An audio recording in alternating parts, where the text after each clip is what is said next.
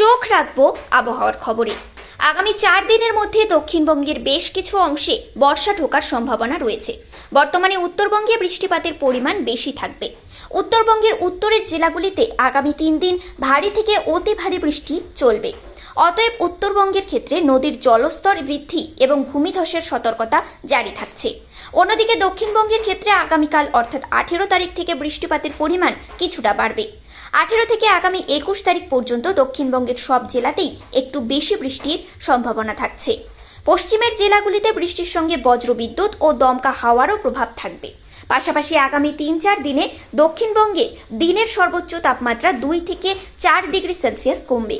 সাংবাদিক বৈঠকে এমনটাই জানালেন আলিপুর আবহাওয়া দপ্তরের আবহাওয়াবিদ Sourish Bandyopadhyay. Bureau report, news prime Times.